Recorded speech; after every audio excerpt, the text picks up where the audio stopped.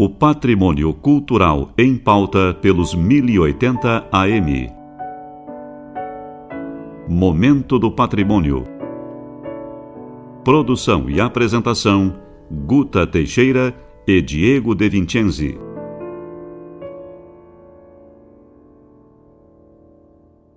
Boa noite, ouvintes.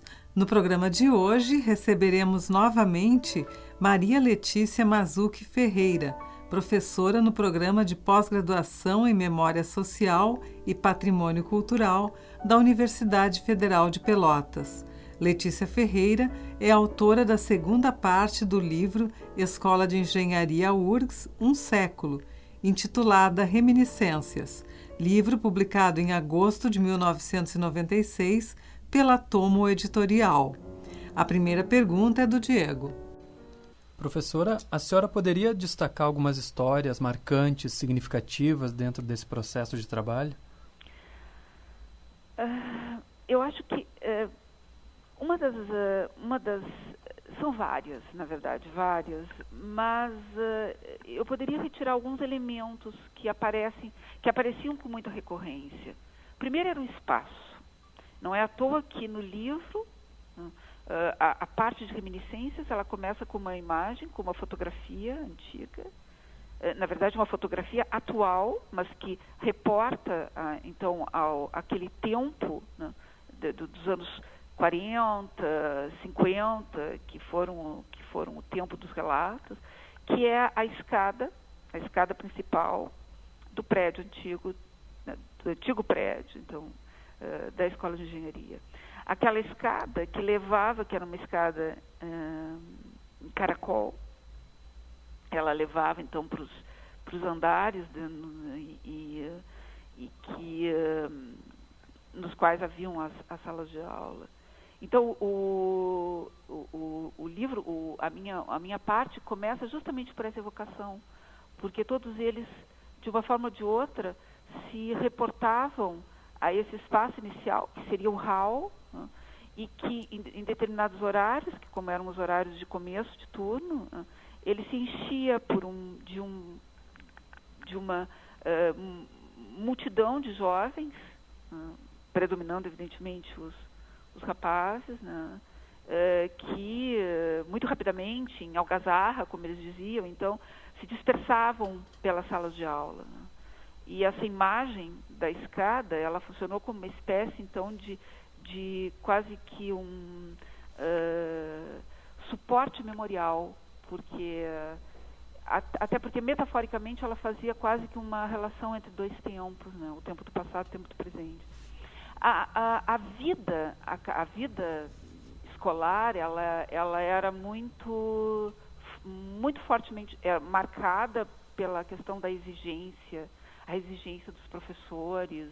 Os professores, para os ex-alunos, eles aparecem no tempo do relato como todos muito dedicados, até porque, né, a grande maior parte, ou quase em sua totalidade, eles eram egressos da própria Faculdade de Engenharia. Então, eles próprios tinham uma relação muito forte com a instituição. Eles se viam muito como tendo que honrar o nome da instituição. As aulas, que eram aulas com matérias muito difíceis e, portanto, que levava que os alunos se organizassem, por exemplo, em grupos de estudo. E esses grupos de estudo, na verdade, eles marcaram grandes grupos de convivência, grandes grupos de amigos, né, que extrapolaram mesmo os tempos da faculdade. O material didático é muito interessante porque, na verdade, como não havia, que nós estamos falando de anos 40, 50, né, não havia xerox, nada disso, e os livros eram muito difíceis de ser obtidos, uma das práticas era fazer, sempre alguém, um ou vários, faziam as anotações da aula e depois datilografavam, e que eram os pontos, e isso então era mimeografado naquele mimeógrafo à manivela, né, que segundo eles esparramava tinta por tudo quanto é canto, e eram distribuídos então entre os colegas, como as chamadas apostilas. E uma coisa interessante é que havia até leilões dessas apostilas, de quando elas, desses pontos, né, quando os pontos tinham sido, então, feitos por alunos que se davam muito bem nas matérias. Um outro aspecto que eles falam muito era do bar do centro acadêmico, né? O bar do centro acadêmico era onde esses estudantes se encontravam para jogar xadrez, para comer as 1000 folhas, e para era um momento de sociabilidade, mas uma sociabilidade fortemente marcada pela condição de estudante, e para também combinar aí a vida extramuros, né? Então aí os bailes da Faculdade de Engenharia foram bailes muito concorridos, né? Por exemplo, o baile no clube 1001 Noites era um baile muito concorrido, que iam os estudantes, iam as moças da sociedade porto-alegrense. Uma passagem interessante, enfim, que isso aparece nos relatos, é sobre o nosso antigo governador Brizola, né? Na época que o Brizola foi aluno da Faculdade de Engenharia. E ele sempre foi um militante muito engajado. Então, ele sempre teve uma proeminência na questão política, na política acadêmica. Ele fazia parte do centro acadêmico, ele organizava assembleias e tal, e isso ocupava muito o tempo. Mas como ele era um sujeito com uma verve muito importante, e aliás essa foi a marca, né, do nosso Leonel Brizola, ele tinha um discurso muito fácil, assim, muito articulado, né? Ele muitas vezes conseguia convencer os professores que ele tinha excesso de faltas, mas que ele sabia tudo da matéria e tal, e ele sempre tinha uma forma de conseguir, então, recuperar, digamos, o tempo perdido, né? Então, a figura do Brizola é uma figura que aparece assim, muito evocada. E um outro elemento muito recorrente são os lugares onde moravam esses estudantes, porque muitos eram de Porto Alegre, mas muitos eram do interior. Então, esses que eram do interior, eles moravam ou em pensões, como, por exemplo, duas pensões que aparecem muito recorrentes na década de 50, a Pensão Palácio e a Pensão do Padre Werner, ou então uma casa de estudante, que a universidade tinha, que era na Rua Riachuelo. E aí a descrição dessa casa era muito forte, aparecia muito forte, com muitos detalhes, né? Uma casa com 2 pátios internos. Foi uma casa doada por uma família. E ali moravam não apenas estudantes de engenharia, mas estudantes de medicina e tudo mais. E essa casa, como toda casa de estudante, né, como todo alojamento estudantil, ela tinha uma população de estudantes de diferentes procedências e com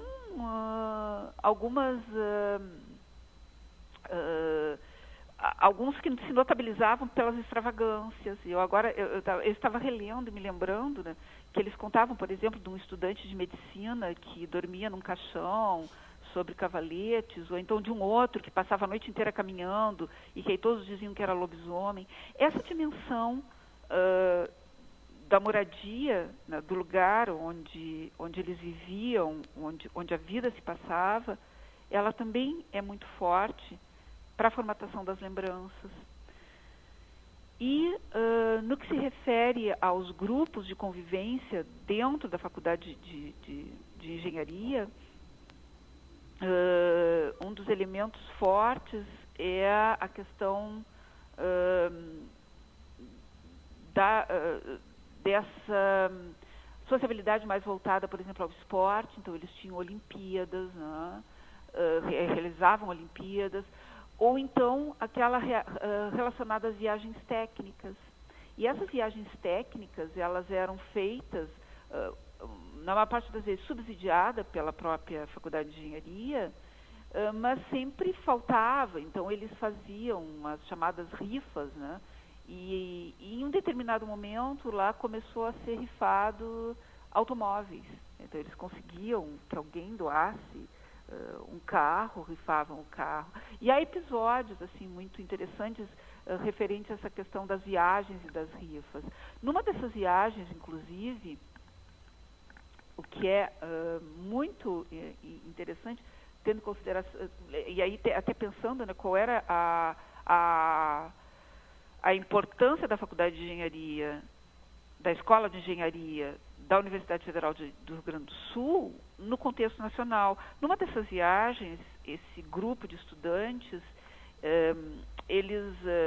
isso nós estamos falando lá, evidentemente, que nos finais dos anos 30, eles vão até o Rio de Janeiro, e lá, para fazer uma viagem, e lá eles percebem que eles estavam com poucos recursos. Então, eles resolvem fazer uma visita, como se fosse uma visita oficial de estudantes, para o então presidente da República, nada mais nada menos que Getúlio Vargas. Eles vão, né, se apresentam no Palácio do Catete, dizem que são estudantes da Escola de Engenharia da URGS e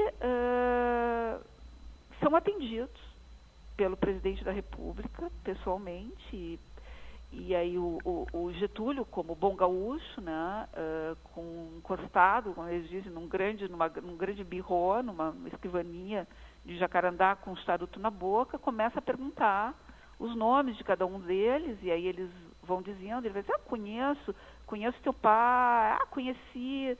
Então, ele vai fazendo uma espécie de mapeamento social daqueles alunos.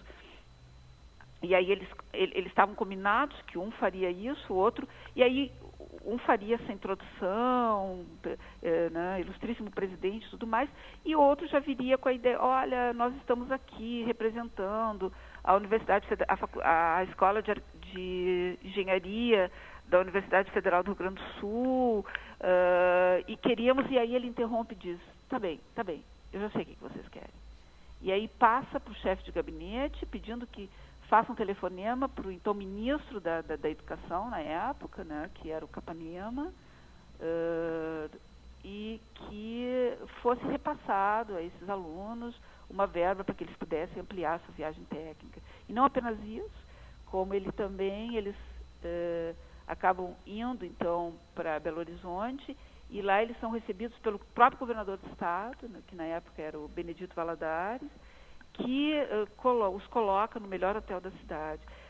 Isso tudo é para ver como ser estudante de engenharia nesses anos 30, 40, e sobretudo de uma escola que já então era uma escola renomada, como da URGS, era uma distinção social, né?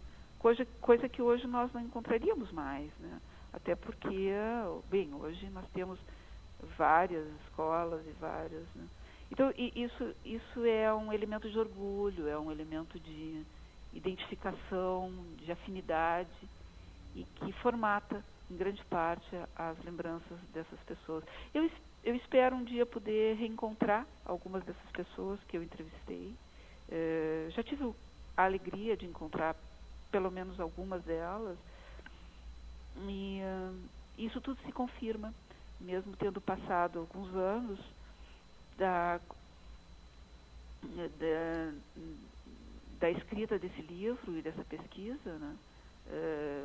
Parece que ainda a vivência da Escola de Engenharia ainda é como espécie de, né, aquela linha vermelha que une, que é um fio condutor que une todas essas pessoas, e é uma espécie de justificativa de estar no mundo, o que é uma coisa que me emociona bastante. E havia mulheres entre os estudantes, entre os professores da Escola de Engenharia? Poucas, muito poucas. Nós estamos falando aí dos anos 40, 50, muito poucas, mas havia. Há uma fotografia na qual elas aparecem, né? Normalmente elas iam para cursos como a engenharia civil, né? E raramente para outros, como, por exemplo, a engenharia mecânica, mas havia. Eram poucas, mas havia. No final do livro há uma nominata, e aí a gente percebe assim, que elas começam a ter uma representatividade maior a partir dos finais dos anos 60. Né? Que quando então elas começam a aparecer, mas ainda muito timidamente, né? E, como eu te falei, em cursos mais como engenharia química, engenharia civil, e menos como as mecânicas, metalúrgicas. Mas havia sim, e eles se referem a algumas delas nos depoimentos. Então, muito obrigada, professora, pela entrevista. Agradeço a oportunidade de ter voltado a ter contato com essa história tão bacana, tão linda, né, que é um século de Escola de Engenharia da URGS. Muito obrigada, então. Boa noite. Boa noite, até logo. Boa noite, professor. Conversamos hoje com Maria Letícia Mazzucchi Ferreira, professora no programa de pós-graduação em Memória Social e Patrimônio Cultural da Universidade Federal de Pelotas e uma das autoras do livro Escola de Engenharia URGS, um século, publicado em agosto de 1996 pela Tomo Editorial.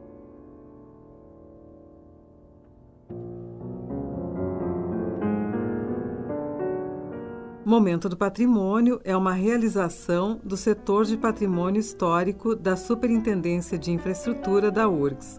Produção e apresentação, Guta Teixeira e Diego De Vincenzi. Gravações, Fernando Rabelo. E mesa de áudio, Jefferson Gomes. Boa noite a todos e feliz semana.